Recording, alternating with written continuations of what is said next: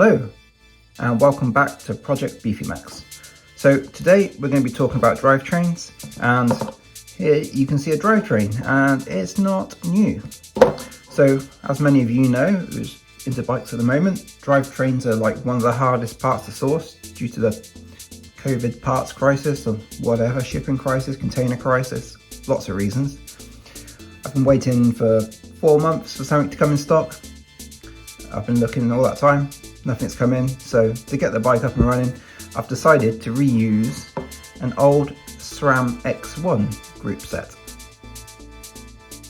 By now you've probably seen a video of me installing a chain set that is also a SRAM X1. All these bits are off an older bike of mine. So these parts are from a Trek Remedy Race Shop Limited, my sort of trail enduro bike.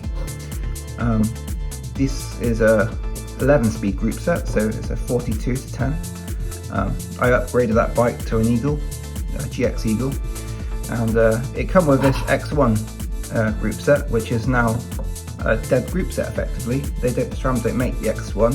It's sat between above GX and below X01, so it was kind of a XT-ish level group set. I don't know quite how it fits into the grand scheme of things, but yeah, it was in that sort of level between sort of SLX and XT in Shimano terms, but they don't make it anymore. They've eliminated it. Does kind of make sense. And yeah, so I had this in stock and sitting around, and it's August now as I'm filming this, so I really want to get out and ride a bike. This is the main sort of hold up, and I've decided to, you know, this is sitting around doing nothing. Let's bolt it on and get the bike up and running, and we can upgrade it at a later date when stuff comes into stock. By now you should have seen the wheels I've bolted to the bike. They come with a SRAM XD driver. That's what drove this decision. It was always a backup decision of mine. If everything else come into stock and I had to use this, I'm going to use it, and it's become that way. So that's why the Newton proof wheels I selected with the XG driver over a HG or micro spline to be able to run this. In the future, I'm going to get a 12-speed drivetrain. I haven't decided where I'm going, Shimano or SRAM yet, so the wheels might need to have the free hub driver updated to whichever one I go for, potentially if I go for a micro spline. It's almost not what I want, it's almost whichever comes into stock. I think I'll probably go for a GX or an XT level group set. So either way, let's have a look at the parts. So let's have a look at these parts. Let's start with a cassette. These are surprisingly expensive to buy still, which for an out-of-date bit from 2016, I think these came out, 15, 16.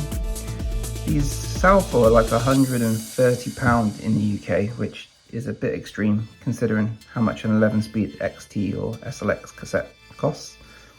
It is relatively high quality and hard wearing, that's its major benefit, but I do think the price is a bit excessive. I think it's all steel construction, apart from maybe this outer ring might be alloy. I need to find a magnet and try really, but it's all steel construction, but unlike the higher end SRAM components, all the rings are pinned together, so you can't disassemble it. If you have a look through, there's like pins and rivets that hold it all together, making it super rigid, and it shouldn't make too much noise. If you do get one of these and do make a bit of noise, just lather it up with grease in the threaded section there, and it should quiet it up apparently.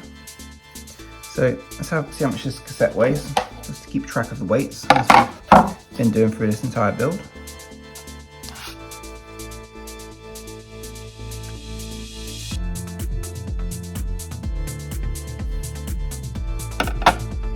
So this cassette weighs in at 900. This cassette weighs in at 393 grams, which I think's slightly lighter than the equivalent M8000 11-speed XT, if I remember off the top of my head. I'll put some text down here if it's lighter or not. I've got both, so why not? The derailleur is X1 derailleur. I went through this and gave it a quick service just to make sure the jockey wheels are spinning nicely. On these SRAM ones, they all have nice ball bearing jockey wheels. There is some minor problems with this derailleur, and I'll show them to you in a minute, but it won't affect the function too much. So yeah, I've popped up the cage apart, cleaned out the bearings and re-greased them and popped them back together, and they're spinning nicely. The big issue with this derailleur is there should be an O-ring somewhere on this feature here. There's a little groove there where I need to find an O-ring, because at the moment this bolt slides out. It's not a major deal once it's bolted up. If I don't find one, it won't make any difference as far as I can tell. So yeah, this is another X1 derailleur. It's a little bit battered, but fairly good condition, since it's been to Bike Park Wales a bunch of times and been in vans and got knocked about. You can definitely see it's been used. There's sort of dirt in the harder reach access areas.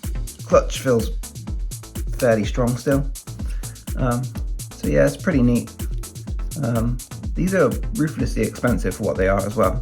I think if you wanted to buy one of these today, an 11-speed X1 derailleur, looking on the website, I think, I can't remember which website has them in stock at the moment, but I think they're selling for like £160 to £170, which is just outrageous cost for a pretty mediocre rear mech. There's no carbon or anything super flash on it. Personally, if this broke, I'd just buy the GX. I've had one before. I think if you look at my old videos, you'll find an unboxing video of the GX rear mech. That's about half the price, maybe under 100. The GX 11-speed rear mech, that is. Yeah, get one of those. One thing I might experiment with is bolting 12-speed rear mech, an Eagle rear mech, to the 11-speed system to see if it works. I'm not sure on the pull ratios. Maybe if you know in the comments, pop it in the comments if you know if they're cross compatible, because yeah, if you have to get a replacement for this, it's outrageously expensive for something that's not particularly special. You know, there's no carbon or fancy bits, it's just stamped alloy. The only nice bit, it's got some really nice ball bearing jockey wheels, but I'm pretty sure the GX level 1 also has ball bearing jockey wheels, so I'm not sure what the difference is you're paying for. Let's pop this on the scales and see how much it weighs, just to keep track of everything.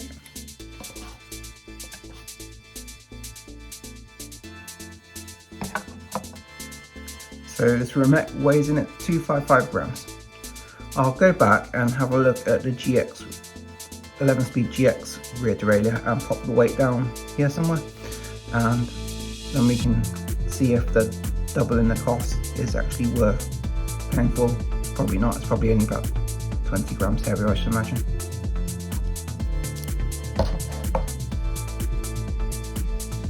Moving on to the shifter then. Nothing particularly exceptional to write home about this one, but I do like the way it feels. We have this nice sort of forged aluminium lever here. It feels nice to operate. It's a relatively big paddle. I think this can do 5 or 6 gear shifts in one go. 5 clicks there. So you can go up the whole block in two clicks. Downshifts are 1 at a time, nothing too special.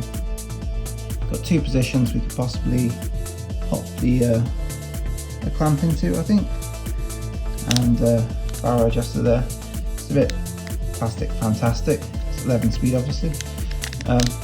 Nothing too exceptional to write home about, but I do like the clickiness of this one, so it's not too bad. I think these retail for about £60 still for 11-speed, so it's not super cheap like any of this X1 stuff. It's kind of defunct and quite expensive for what it is nowadays, you'd think, but some people, if they smash up a derailleur, I suppose, want to keep everything as it was, and it's a way to extract money. I'm kind of half sure that this is removable and you can get a special bar clamp to mate to the SRAM levers, so it's a bit like Shimano I-Spec, so you can integrate the shifter into the lever and remove one clamp from the bars, but I'm not going to do that. I'm just going to keep it as it is. Right, let's pop this on the scale and see what it weighs in at.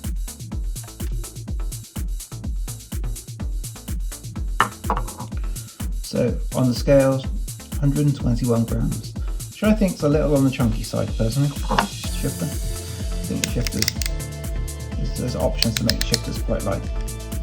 So all in all, we have cassette, which weighs 393, shifter, let's put the derailleur on here, maybe the hardest one to balance, cassette and derailleur 648, and the shifter on top of that, we're into 768 grams for the sort of that side of the drivetrain.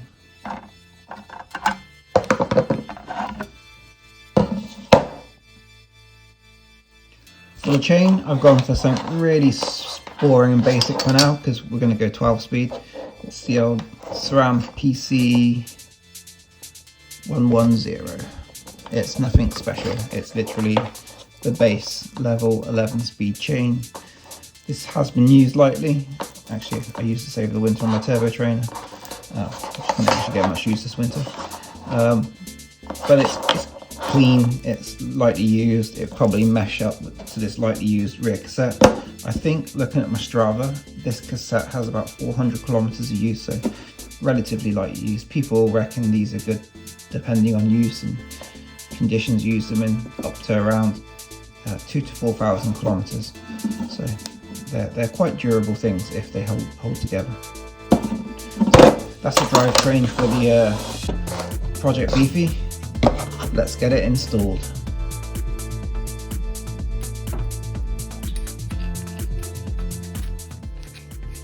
So the first part I'm going to install is the shifter, and I'll loosely position this in the correct position, only to size the cable correct for the frame.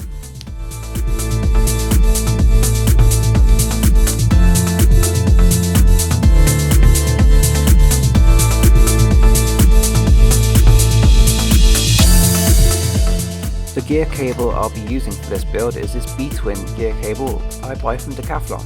I've used this before with some success and I find it long lasting, and it comes with a load of additional bits and bobs you need for your build, so I recommend them highly.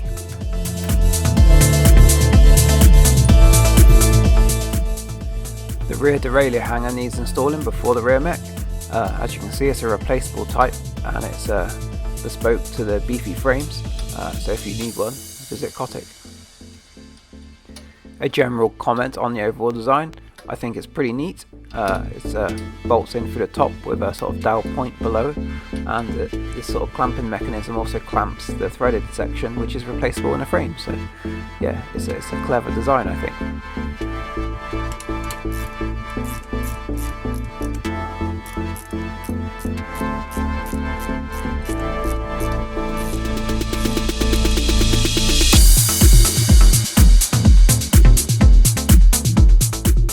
With the derailleur hanger installed, we can move on to installing the rear mech.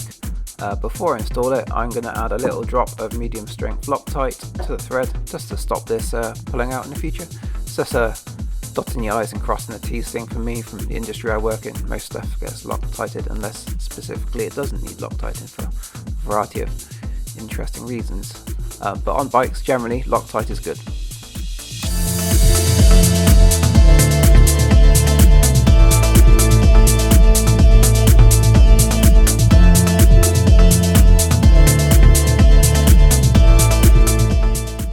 As you can see, handily we have the torque rating printed on the mech, so let's adjust our torque wrench to 10 to 12 Newton meters and lock it down to spec.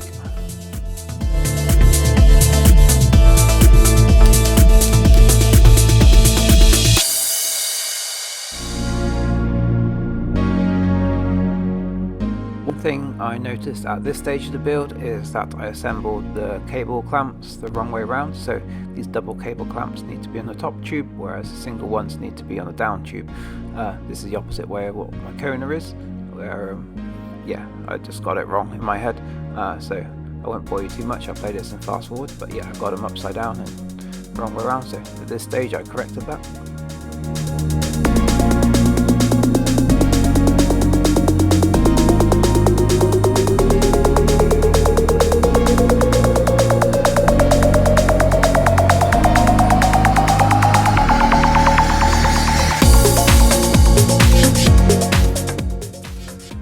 cable clamps positioned correctly, we can move on to sizing the size of this gear cable.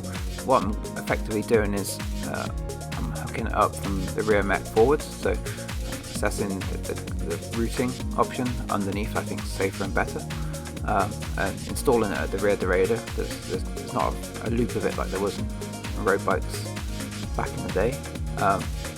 Yeah, so I'm using cable ties to hold it in these little clamps. Got a neat hack to show you in a tick involving cable ties. But yeah, so I started at the back of the bike and moved my way forwards, just to get something close to the ideal length of a gear cable.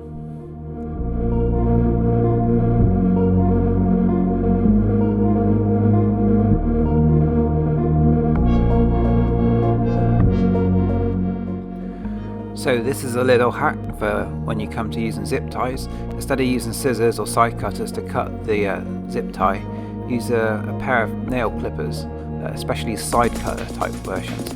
They are super effective at trimming off a cable tie and leaving no sharp edges, so you can get it almost like sub-flush of the locking section. So there's no chance of you catching your skin or shorts or tearing any clothes on a sharp, jaggedy cable tie if you do this method. With the sort of rear section of the gear housing secured in place, I can concentrate on routing it up the top tube of the bike. Those paying really close attention will notice I've routed the cable from the right side of the seat stay to the left side of the top tube clamps. This is to get a better cable routing around the head tube. If the cable was to pop out the right side, we'd get a constant rubbing against the head tube, whereas if we're out the left side, we can create a nice loop and maintain a scratch-free frame. At this stage, I'm assessing how much I need to trim off the cable to create a nice loop around the head tube. I think it's roughly 4 or 5 inches of excess cable we need to trim off. So I'm just turning the bars here, looking how the cable behaves around the front of the bike. I want to kind of, not super minimalist, but I want to create a nice loop there to keep the cable away from the head tube and not have any kinks, effectively.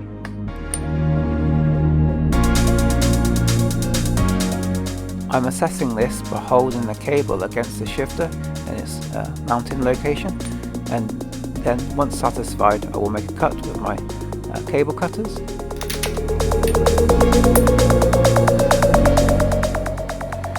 Once the cable is cut, I like to pop a scribe or a pokey thing down the very tip of the cable, just to make sure the inner cable isn't too crunched up, and I want to make it nice and round when I poke the cable through to prevent any drag.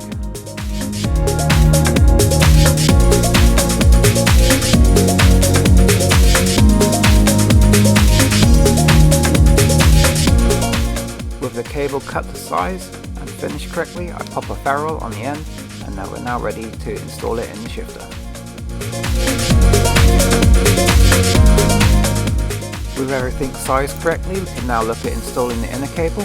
First, we must pop the access cover off to the shifter. And with the cover removed, we can poke in the gear cable into the shifter assembly. It's a bit of a fiddle, this, to be honest. It's not a great design. As you can see, you have to poke it in a very narrow opening below the spring. Then I can feed this shifter cable into the outer cable.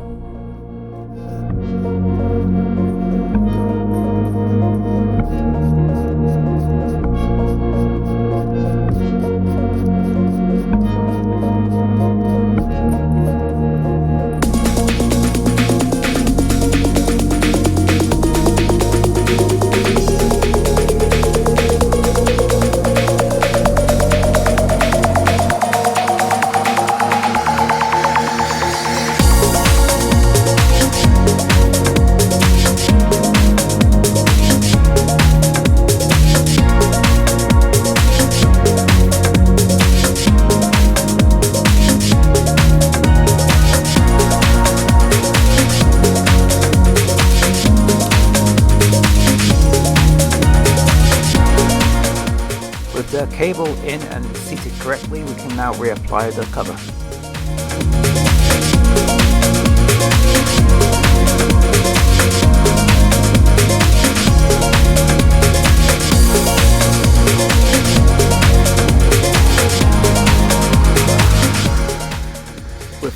side set up, we can now focus our attention to the derailleur and install the gear cable correctly down this end.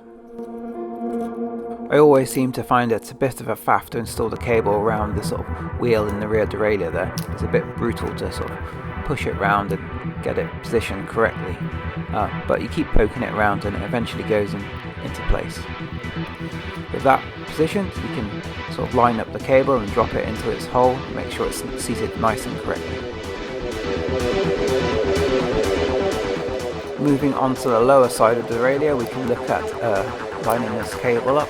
One of the things to mention is it's much easier to have the cage locked open, so you can easily poke the inner cable for a little hole. I think it's called the wing section of these SRAM derailleurs. It's a bit of a faff if you don't have the cage locked out, and having the cage locked out is one of the few real nice treats of these derailleurs. It makes maintenance much easier if you can get the cage out of the way in a nice handy position. Once you have it poked through the hole, you can then route it round the grooves in the washers below the lock bolt.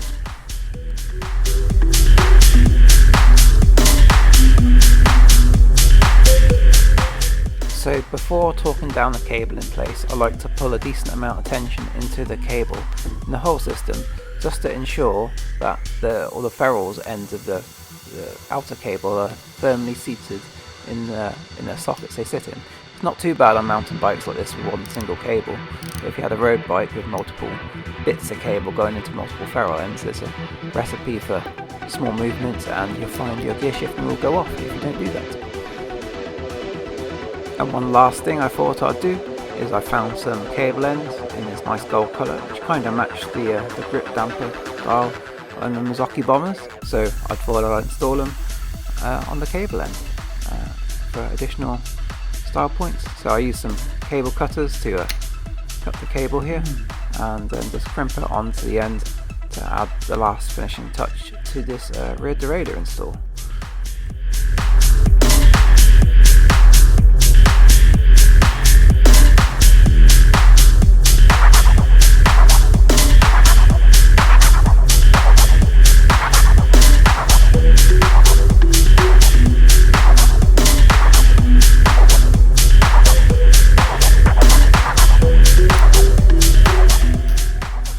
So that's it for this episode of the Project BP Max build. Join me next time where we'll be installing the wheel setup, which will include tubeless tyres. They have inserts in them, and a slightly controversial choice of tyres, I think.